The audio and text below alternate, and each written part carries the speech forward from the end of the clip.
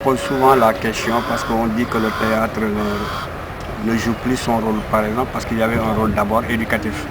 Parce qu'à travers le théâtre, chaque groupe pouvait s'identifier à son peuple, et sa culture, sa vie, pour quand même prendre le théâtre comme support, pour vulgariser quand même des messages. Parce que c'était son support pour transmettre des messages d'éducation, de culture diverses, de religion même, envers sa communauté.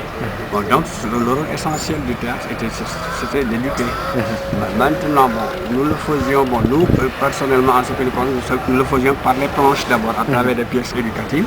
Suivant l'évolution, il y a eu l'introduction de la radio avec le théâtre radiophonique de El Hadj Abdoulaye Seck qui nous a tous initiés dans le théâtre, aussi bien radiophonique que télévisuel.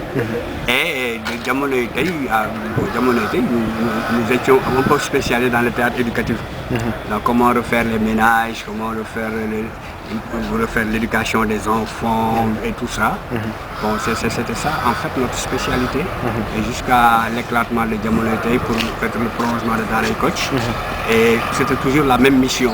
Alors les gens s'identifiaient à cette forme de théâtre éducatif, mais qui restait un peu dans le carcan d'abord de la langue wolof et dans le carcan familial. Mais comme les problèmes se sont projetés dans la rue, dans toutes les sphères quand même de la société, les pièces aussi ont eu tendance à évoluer.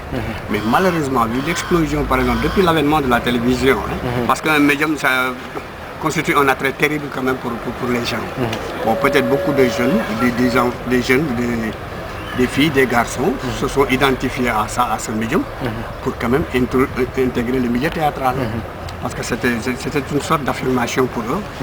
Parce qu'à côté, il y avait l'échec scolaire, l'échec professionnel parce qu'il n'y avait pas de métier. Bon, ils se sont dit que le théâtre, c'était une forme de raccourci quand même pour avoir une identité dans la vie. Donc, à partir de ce moment-là, et comme il n'y avait pas de base, de soubassement, de socle quand même, qui puisse définir exactement le rôle du comédien, son statut et autres, bon, c'était un fourre-tout, tout le monde s'est y entré. Donc, à partir de ce moment, tout le monde pouvait écrire, penser à une pièce, tout le monde pouvait s'autoclamer comédien, parce qu'il n'y avait pas de base juridique qui le régulait. Donc c'est ça qui a en fait entraîné beaucoup de dérives qu'on constate maintenant, en disant que le théâtre ne joue plus son rôle éducatif, mais en règle générale, mais il y a toujours des exceptions. Mais généralement, le théâtre, on a vu que ça ne joue plus son rôle éducatif. Il n'y a plus de sérieux dans la conception, dans la conduite, comme dans l'interprétation des pièces, de telle sorte que le message ne passe plus. On met en second plan pratiquement le rôle éducatif pour le paraître et le vouloir faire. Donc c'est ça qui a amené que le théâtre, les gens ne se retrouvent plus dans le théâtre actuel comme ils disent. Parce que les gens ont pris des raccourcis. Tout le monde est comédien, tout le monde fait des grimaces, tout le monde fait rire. Mais au-delà même du rire, mais dans la comédie, la satire. Mais ça, c'est l'essence même de l'éducation, parce que quand quelqu'un, on ne peut pas l'interpeller, on ne peut pas le gronder, on ne peut pas le harceler. Mais à travers la satire, on peut lui transmettre des messages qu'il ne heurte pas. C'est comme des garoualés, comme de la satire, ça se passe comme ça. On transmettait les messages pour adoucir quand même les réactions, pour dire à quelqu'un que tu as mal agi, tu as mal fait. Mais on le faisait par satire pour apaiser les tensions. Et au-delà, après le rire, après la satire, on trouvait derrière qu'il y avait un véritable message à faire. C'est comme dans les contes et autres, les livres. Bon, ça, c'était des messages forts, des contes, des proverbes et autres. Ça contenait des messages. Mais aujourd'hui, ce message semble inexistant. Est-ce que c'est par défaut de formation Je vous dis que maintenant, le théâtre, il y a un défaut d'encadrement, il y a un défaut de base juridique. Moi, personnellement, quelle que soit mon expérience, quelle que soit l'expérience que j'ai faite, mais je n'ai pas le droit d'interdire à quelqu'un de faire du théâtre. Moi, je suis dans le même statut qu'un comédien amateur, parce que nous n'avons pas de statut. Donc, nous sommes laissés à nous-mêmes. Donc, chacun est libre de faire ce qu'il veut, bien sûr dans les limites de là. Et on ne peut pas dire que celui-là, il ne doit pas faire ceci ou cela, parce qu'on n'a pas le droit de le dire. Donc, c'est un fourreau, tout le monde s'y est engouffré, parce que la plupart des jeunes, ils ont pris ces raccourcis Parce qu'avec le médium de la télévision, mais les gens aiment de paraître. Que ce soit dans le théâtre, que ce soit dans votre métier de la communication, que ce soit dans la lutte, le sport en général, partout les jeunes cherchent des raccourcis. Parce que ils comblent un manque, un échec professionnel ou scolaire ou autre. Ils se disent que bon, ça c'est un raccourci parce qu'ils voient que les modèles qu'on leur montre à travers la musique, le théâtre, la lutte et autres, ils pensent que c'est des modèles achevés de jeunesse. Parce qu'il y a les millions qui coulent, il y a la publicité, il y a le paraît. Bon, tout le monde pense que c'est un meilleur raccourci. À chaque chose, il y a un soubassement, il y a un volet quand même apprentissage. Il n'est pas interdit à quelqu'un de s'adonner à sa vocation. Mais quand même, il y a une base formative, quel que soit le talent, parce que tout le monde a un talent inné, on dit, le Sénégalais est né avec quelque chose. Toute race, tout individu est né avec quelque chose. Mais c'est quelque chose, il faut le cultiver, il faut quand même aller apprendre à l'exercer. Donc le volet formation est essentiel. Mais malheureusement, il n'y a pas d'école ici au Sénégal qui forme en dramaturgie. Il y avait l'école nationale des arts, mais il paraît que bon, les jeunes sortent, ils font leur cursus.